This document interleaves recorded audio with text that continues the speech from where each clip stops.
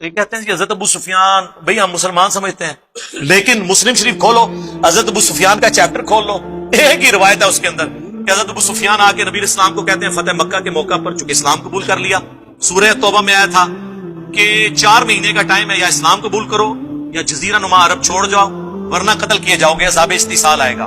یہ طلقاء ہیں، یہ مسلمان ہو گئے رضی اللہ عنہ، ہم مطلب ان کا اس اعتبار سے احترام کرتے ہیں، لیکن صحابہ کرام کو عزم نہیں ہوتا تھا کہ یار پوری زندگی انہوں نے جنگیں کی ہیں، آخری اوور میں آ کے یہ مسلمان ہو گئے، تو وہ ان کے ساتھ نہیں بیٹھتے تھے۔ ظاہر ہے کہ ان کے باپ دادا مرے ہوئے تھے ان لوگوں کے ہاتھوں۔ تو حضرت ابو سفیان نے کہا یا رسول اللہ آپ نا مجھے کسی جنگ میں اپنے ساتھ لے جائیں تاکہ باقی مسلمان مجھ سے محبت کریں، پہلے میں آپ کے خلاف لڑتا تھا، اب آپ کے حق میں لڑوں۔ یہ انہوں نے ریکویسٹ کی اور نبی اسلام لے بھی گئے غزوہ حنین کے موقع پر، لیکن پھر مصیبت بن جائے گی، بخاری مسلم میں موجود ہے، نبی صلی اللہ علیہ وآلہ وسلم نے حضرت ابو سفیان کو 100 اونٹ گفٹ کر دیے۔ سر آج 100 اونٹ جو ہے نا 3-4 کروڑ روپے سے کم نہیں بنتا۔ تو انصار مدینہ آپس میں چیما گوئیاں کرنا شروع ہو گئے، بخاری مسلم دونوں میں کہ ابھی تو قریش کا خون ہماری تلواروں سے ٹپک رہا ہے، اور نبی علیہ السلام نے بجائے انصار کو مال غنیمت دینے کے اپنے انہی دشمنوں کو 100 اونٹ دے دیے۔ مسلم میں تو بڑے سخت الفاظ ہیں، چند جو نوجوان تھے، نوجوان ذرا زبان کے تیز ہوتے ہیں نا، انہوں نے کہہ دیا اس شخص پہ اس کے قبیلے کی محبت غالب آ گئی ہے، یعنی رسول اللہ کے بارے میں۔ ابھی کلمات کفر تھے، لیکن حضور کو وحی کے ذریعے اللہ نے بتایا، حضور نے ان کو بلا لیا، تم نے یوں کہا ہے۔ سینئر بیچ میں بڑا ان کا یہ بچے ہیں جی، انہوں نے جذبات میں کہہ دیا، حضور نے ان کو نہیں ڈانٹا، معذرت کی، انہوں نے کہا اللہ اور اس کا رسول تمہارا عذر قبول کرتے ہیں۔ نبی علیہ السلام نے آگے سے عذر قبول کیا۔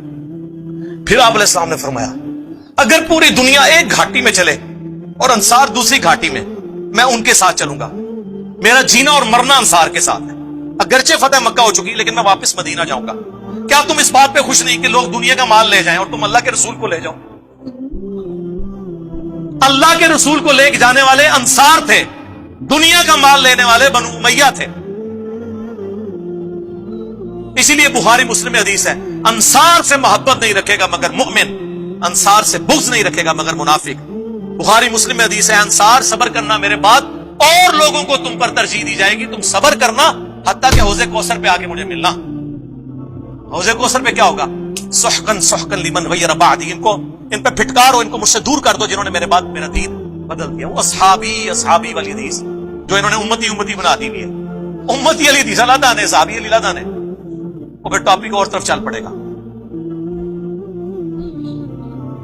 اسی مسلم کی حدیث میں حضرت ابو سفیان نے کہا یا رسول اللہ ایک تو مجھے جنگ میں لے جائیں، دوسرا میرا یہ بیٹا جو معاویہ ہے یہ کتابت جانتا ہے، آپ اسے اپنا کاتب رکھ لیں، جس سے انہوں نے کاتب وحی نکالا ہوا ہے۔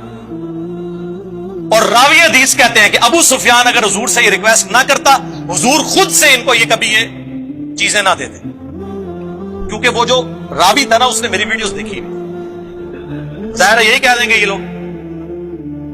انہوں نے کہا اس لیے کہ حضور کی یہ عادت تھی کہ آپ انکار نہیں کسی کو کرتے تھے۔ کاتب رکھوا لیا، ایک کاتب وحی اس طرح بھرتی ہوئی ہے سفارشی، اسی طرح ہی ہوئی ہے، اور اس میں کاتب کے الفاظ ہیں، کاتب وحی کے نہیں ہیں۔ صحیح مسلم میں ایک اور حدیث ہے، نبی علیہ السلام نے اپنے عباس سے کہا کہ معاویہ کو بلاؤ، میں اس سے کتابت کروانا چاہتا ہوں، وہاں بھی کاتب وحی نہیں۔ ایک دفعہ گئے، واپس آ گئے، انہوں نے کہا میں کھانا کھا رہا ہوں، دوسری بار تیسری بار، کتنا کھانا کھانا تھا؟ کہ نبی علیہ السلام کی مبارک زبان سے الفاظ نکلے خدا اس کا پیٹ نہ بھرے، بس یہ زبان سے نکلنے والی بات۔ وہ کہتے ہیں یہ مسلم شریف میں حدیث ہے کہ اگر میں کسی کو بددعا دوں تو اللہ اس کو دعا بنا دینا۔ سر ایسی کوئی حدیث نہیں ہے، اس کے ساتھ الفاظ ہیں اگر اس بددعا کا اہل نہ ہو تو دعا بنا دینا، اگر اہل ہے تو وہ بددعا ہی بنے گی۔ جی جن کو دعائیں لگی ہوئی ہیں نا وہ پتہ ہے ہمیں۔ بخاری مسلم حدیث ہے، انس ابن مالک کہتے ہیں مجھے حضور نے کثرت اولاد کی دعا دی تھی، میں 100 سے زیادہ پوتے پڑ پوتے اپنے ہاتھوں سے دفنا چکا ہوں، اتنی میری اولاد ہوئی ہے۔ 120 سال کی عمر میں آلموسٹ فوت ہوئے ہیں وہ، اس زمانے میں تو 15-20 سال کی عمر میں شادی ہو جاتی تھی۔ تو جن کو اولادیں ملی ہوئی ہیں نا وہ دعاؤں کا اثر بخاری مسلم میں موجود ہے۔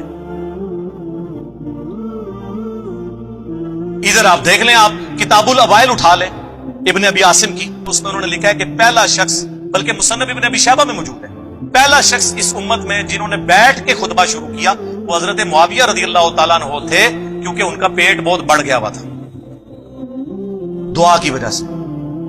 میں تو دعا ہی کہوں گا نا، میں بدعا تو نہیں کہہ سکتا.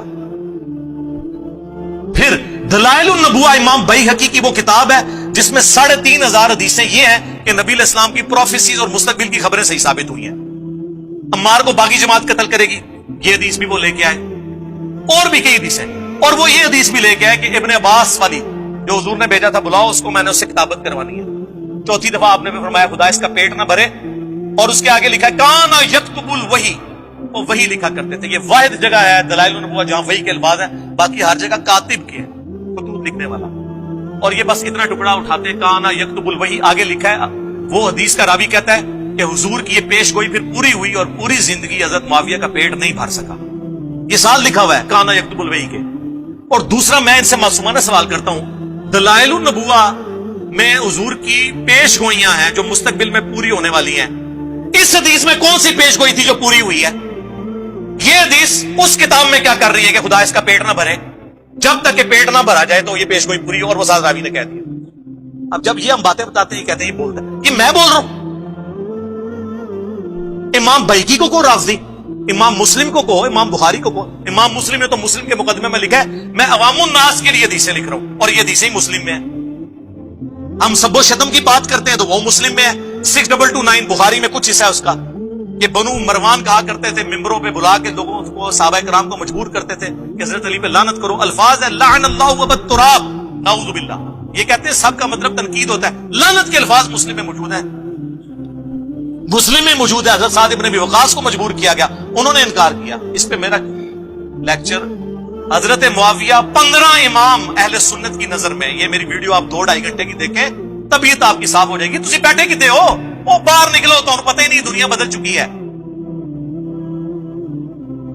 خلفائے راشدین کے خلاف بغاوت کرنے والوں کو نبی علیہ السلام نے باغی کہا ہوا ہے. بخاری مسلم دونوں میں حدیث ہے. باقی صاحب ایک ایک پتھر اٹھا کے لا رہے تھے. عمار ابن یاسر نے 2 پتھر اٹھائے ہوئے تھے مسجد نبوی کی تعمیر کے دوران. 60 سال کی عمر، آلموسٹ 50 سے 60 کے درمیان، 2 پتھر اٹھائے ہوئے. حضور نے اپنے مبارک ہاتھوں سے داڑھی اور سر سے مٹی کو صاف کر کے کہا ہوا ہے عمار تو دین کے لیے اتنی خدمت کر رہا ہے، تجھے ایک باغی جماعت قتل کرے گی، تو انہیں اللہ اور جنت کی طرف بلا رہا ہوگا اور وہ جماعت تجھے آگ کی طرف، دوزخ کی طرف بلا رہی ہوگی. تو حضرت عمار نے کہا اے اللہ میں اس فتنے سے تیری پناہ میں آتا ہوں. لیکن آزمائش تو ہونی تھی. ہم پوچھتے ہیں کس رضی اللہ عنہ نے، کس رضی اللہ عنہ کے کہنے پر عمار رضی اللہ عنہ کو قتل کیا؟ بتاؤ. امیر معاویہ کانفرنس کر رہے ہو، کرو، 100 دفعہ کرو. عمار ابن یاسر کی بھی ایک کانفرنس کرو. بتاؤ لوگ